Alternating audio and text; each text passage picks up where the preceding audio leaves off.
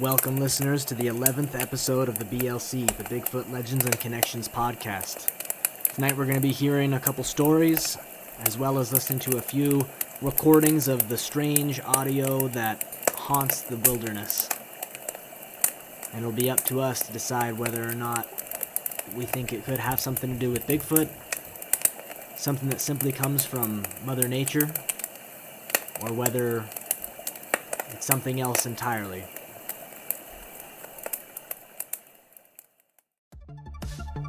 So my question for all the Bigfoot believers and skeptics alike is this: how do you reconcile the fact that literally every culture in the world today has legends and connections to the creature we often refer to as Bigfoot, dating back to the dawn of time? Is this just coincidence, or is it something more? Why do all the stories contain the same recurring descriptions and themes? Whether they call them Bigfoot, Sasquatch, Yeti, Yeren, Skunk Ape, Yowie, or some other name, the reports are all the same. From America to China, the Himalayas to Australia, literally every continent has the same phenomenon. Why do we see such similarities? How could this story permeate throughout the entire globe? Is there definitive proof of the existence of Bigfoot? That's what I'm on a mission to figure out. Join me as we uncover the stories, the evidences, and the unbelievable yet true events that have occurred all throughout the world. My goal is to turn skeptics into believers, and believers into knowers. I'm Riley Woolner, and welcome to the Bigfoot Legends and Connections podcast.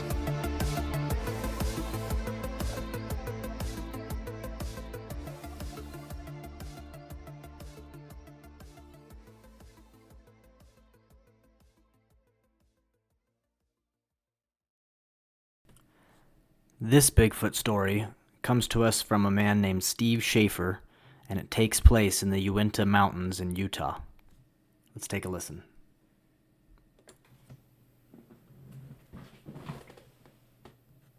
This is a story of a couple Bigfoot that accosted two of our miners up on Hoyt Peak back 20 years ago.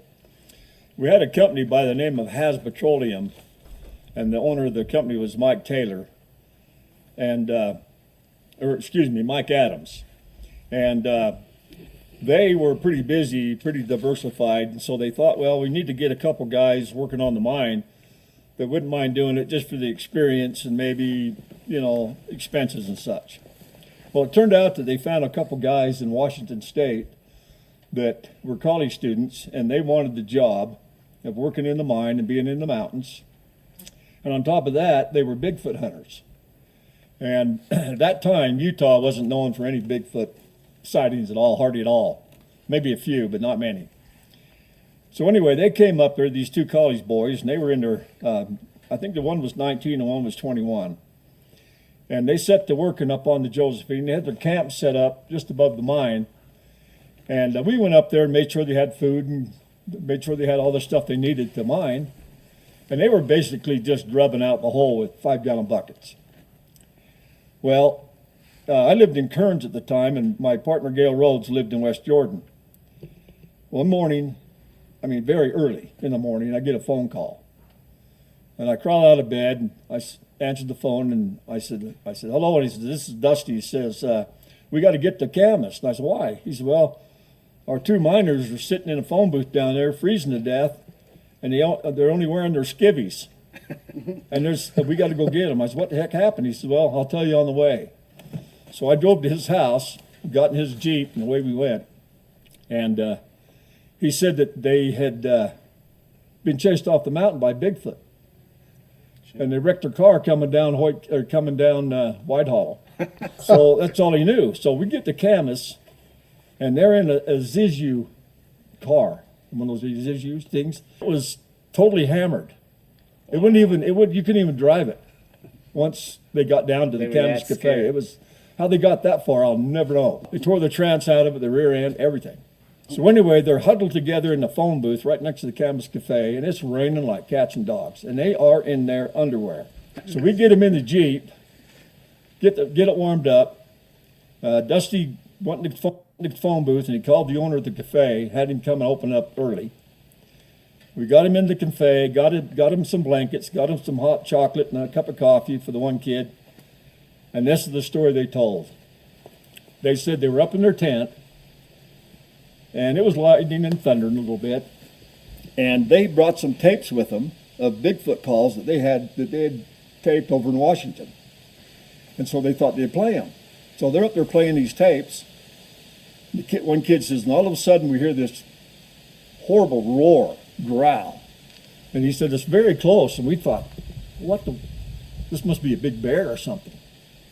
Then it started yelling and talking. And they knew it was a Bigfoot. So they cranked up the mic, cranked up the volume on their machine, and another one yelled from the right. And so they thought, hey, this is way cool. And so they started barking in the tent, making all kinds of noise. All of a sudden, the tent come flying off. And he said there were these two creatures that were at least 7 foot tall, and they started tearing everything there was apart in that camp. Wow. These two idiots jumped in their car and zipped off that mountain as fast as they could go, crashing all the way down.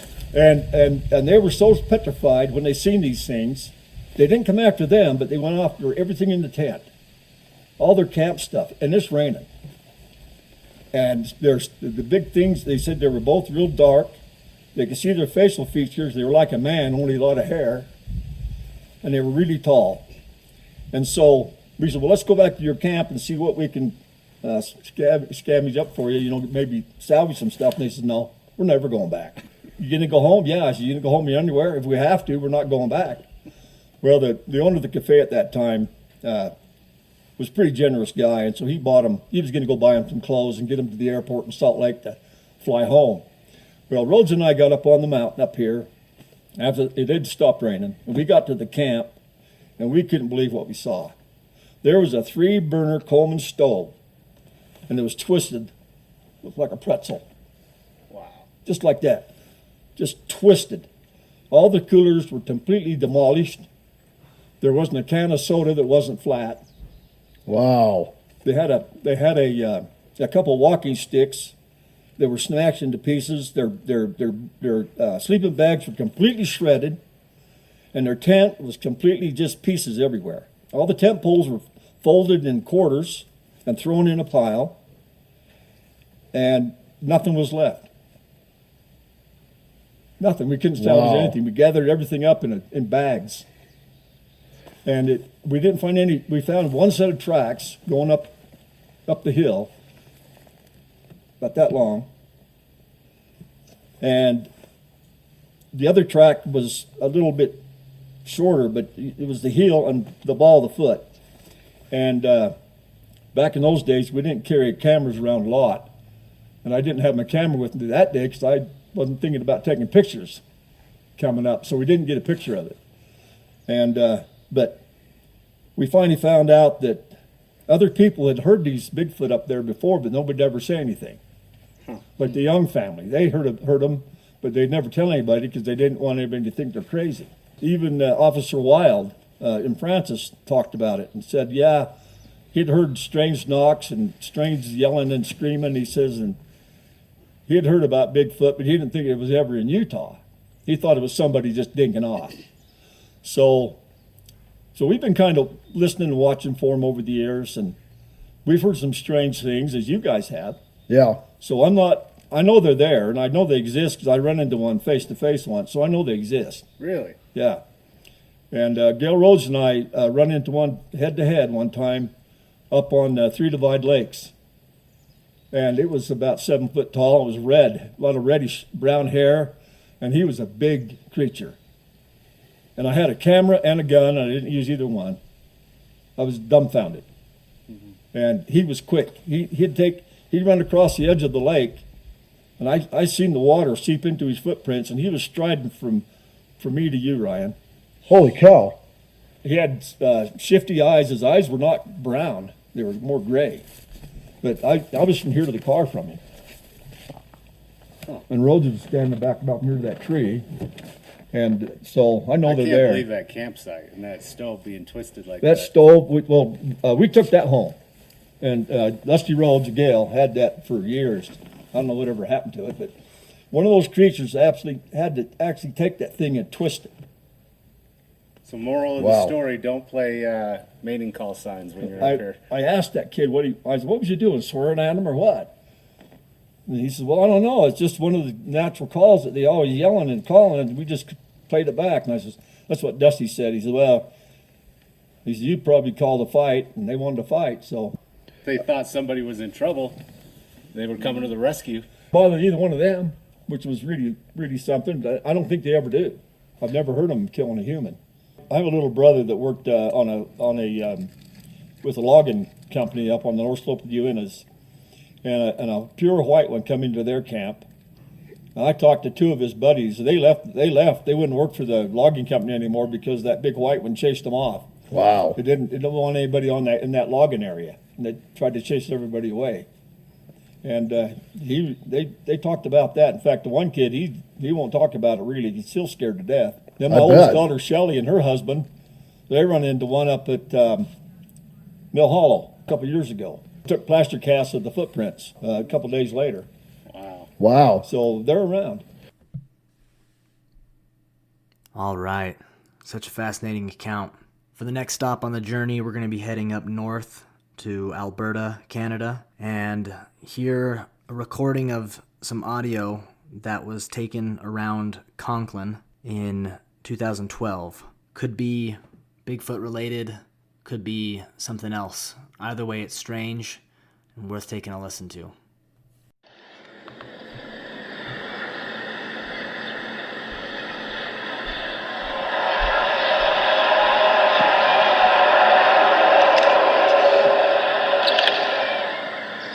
It's very deep. How long have you been doing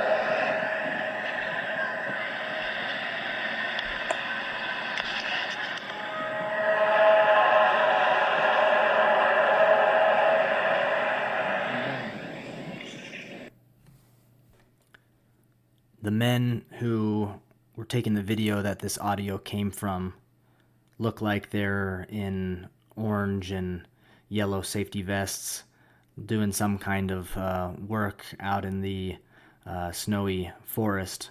And in regards to this same part of Alberta, there's another account that is associated with this area. Here's what the account says. Quote, I've done seismic work in that exact same woods. I had a weird experience there, so did a coworker. I heard footsteps coming up behind me while alone and troubleshooting on foot. It was an open enough area, nowhere to hide yet. When I looked, there was no one, and it was the sound of two heavy footsteps walking in the crunchy snow. My coworker was picking up a crew at night, and he was driving alone when he saw a guy come out of the woods with no high-visibility gear on, while we all have to wear, no gloves, no headlamp. It was winter, no flashlight, just carrying a bag. My friend stopped thinking it was one of our guys. This weirdo started walking towards the window. My friend got a bad vibe and just drove out of there and left the guy there. Picked up the crew and told all of them as we went back to the spot, and sure enough were the guy's tracks in the snow. Now, we had helicopters on our jobs. We were staying in a camp in the middle of nowhere, no houses, no civilization for kilometers. What in the world was that guy up to? I think most of us on this podcast can make at least an educated guess that that guy was probably not just some guy, but probably one of these Sasquatch creatures. All right, for this next audio clip, we're going to be leaving the North American continent and heading down to South Africa. The audio is taken from a YouTuber named Erlo Brown, whose channel is dedicated to videography, and all of his videos, except for this one, are dedicated to hiking, filming animals, surfing, a lot of just cool videography that doesn't have anything to do with Bigfoot or Sasquatch, but he does have this one video called Scary Sound in the Forest of South Africa, and you'll hear him at the beginning of the video just talking to the camera about the place he's trying to scope out to film some animals down there along this trail, and that's when all of a sudden you hear this this noise. So let's check it out. This trail isn't used a lot because it's just a one-way, it's not a through-way. So maybe a tree, I reckon this tree could maybe work, although that's going to be very obvious. Maybe if we find something that's a little bit further into the tree line, so it's better hidden, this could perhaps work.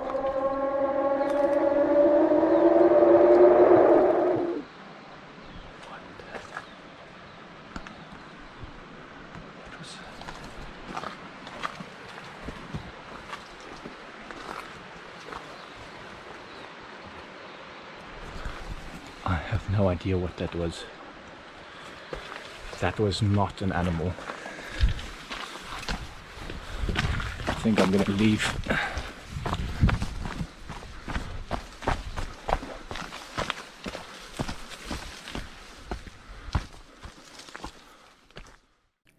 I'd probably be getting out of there too if I was that guy. But one thing I love is that it takes place in South Africa. It kind of reflects the worldwide aspect of this phenomena. It's whatever made that noise, whether it was Bigfoot or not, it shows us that there are some kinds of mysterious beings or creatures or something in every part of the world. And I feel like if he's a YouTuber who's dedicated to the outdoors of South Africa, he's going to know the animals in his own country. He's going to know what kind of critters there are around there. And if he said that was not an animal, then I believe him, because I feel like he would know the roars of whatever animals reside in the area that he was hiking around in down in the country of South Africa. The fact that he couldn't place a name to the sound that he was hearing shows that whatever made that noise probably was something, if not a Bigfoot, at least something very similar to it. Something that shouldn't exist. Something that, if it were just some animal, we should have caught and put in a zoo by now. And that's why I believe that video's audio lends credence to the Bigfoot phenomenon. All right, so now we're going to be taking a little trip up to Europe, and this audio comes to us from England, and it was recorded in 2013. And for those who hear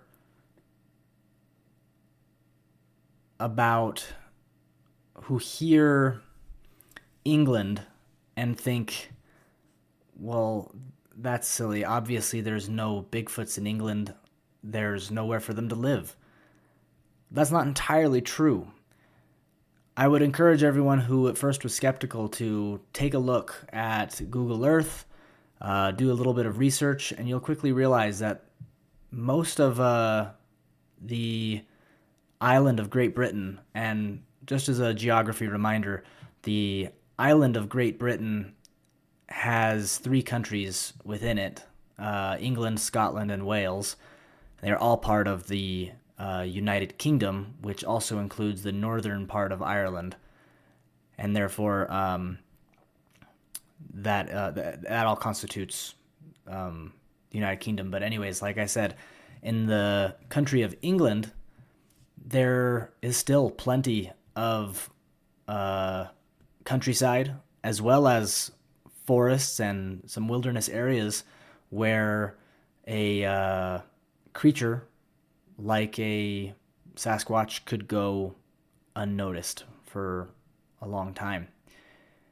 And not only that, but there's actually a history in the country of England that goes all the way back to the Anglo-Saxon times that has to do with this creature. They, of course, didn't call it Bigfoot or Sasquatch. The term they would use was a term in Old English called woodwose or woodawasa. Now, they weren't the only Europeans to have come across a Bigfoot-like creature. If you look up woodawasa or woodwose, WOODWOSE, on online, you'll be taken to Wikipedia pages, and you will be taken to various resources that will show you the history of the folkloric beings known as the woodwose, as well as other European beings of a similar nature. They're almost always depicted as wild men covered in hair, often carrying a club. And like I said, it's not just England, but all throughout the British Isles, as well as mainland Europe. Last summer, I walked 500 miles on something called El Camino de Santiago, which translates to the Way of St. James. It's a pilgrimage that originally was taken only by Catholics, all the way from, it starts off in southwestern France and goes across northern Spain all the way to the city of Santiago de Compostela, where they claim the remains of St. James the Apostle are buried. And it was an amazing experience, but my dad and my uncles and my grandpa, who all walked the way, we stopped by various cathedrals. And I don't know if any of them noticed this because they might not have been looking for it, but often in cathedrals in Spain and, like I said, in England and other countries in Europe, you will find these woodwose figures carved into the stone in various parts close to the foundations of the cathedral. And they were there to depict the symbolic foundation of the cathedral, because the woodwose were some of the original inhabitants of Europe. And to this day, there is still folklore surrounding the wild men of the wilderness in Europe. And so when you hear about Bigfoot in the UK, we have to remember that there's a history, and also that not all of the UK is just London. But like I said, you have lots of woods and mountains and lakes all through England, Wales, Scotland, and Ireland as well. And of course, in Europe, you have plenty of uninhabited areas in, well, pretty much all of the countries. You'll have various parts where a being like Bigfoot could reside. So let's take a listen to this audio. No, I don't know what it was. Oh, where'd it come from? We're in the middle of nowhere. Well, all around us. Well, call me nuts, but I reckon that came from up there. But, well, unless the trees backed it down and... Oh, it's cold. Unless the trees made it echo, I don't know. I've never heard a sound like that before. I don't like it. It did have an element of eerie, isn't it? Yeah. My phone's about to die anyway. I don't want to be out here with no phone. So there it is again, do you hear that? I really don't like it. I'm done that. Oh, don't go just yet.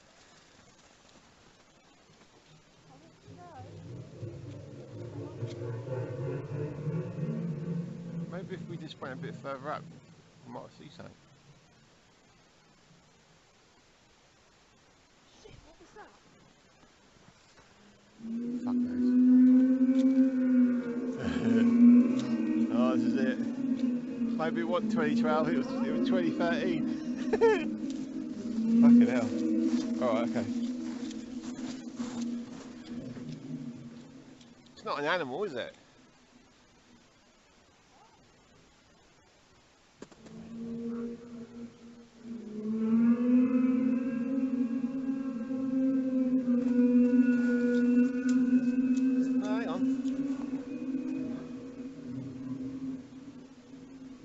Oh yeah, that was loud. Alright. Hang on, I've got to turn this off. Fuck, I don't like this. Was what we just heard a woodwose? Sasquatch's English cousin? To be honest, I have no idea. There are so many odd and mysterious things in this world to discover. It really could have been anything. The British Isles have a rich history of legends, mythology, folklore, filled with all kinds of crazy phenomena, beings, and creatures.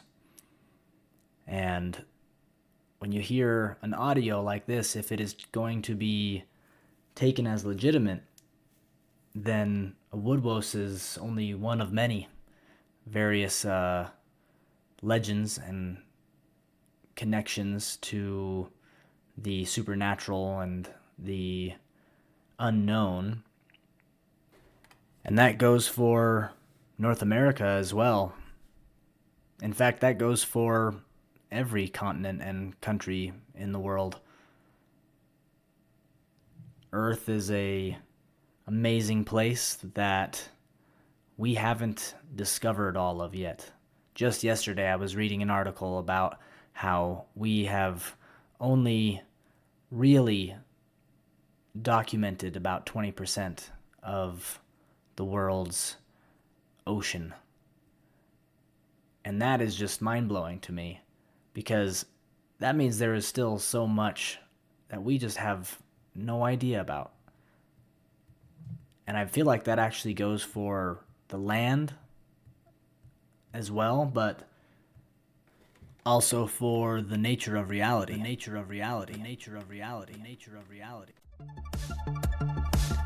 Thanks for listening to the BLC. Be sure to subscribe and share. And it would be really awesome if you'd be willing to take just a minute to give us a review, as that helps this show out a ton.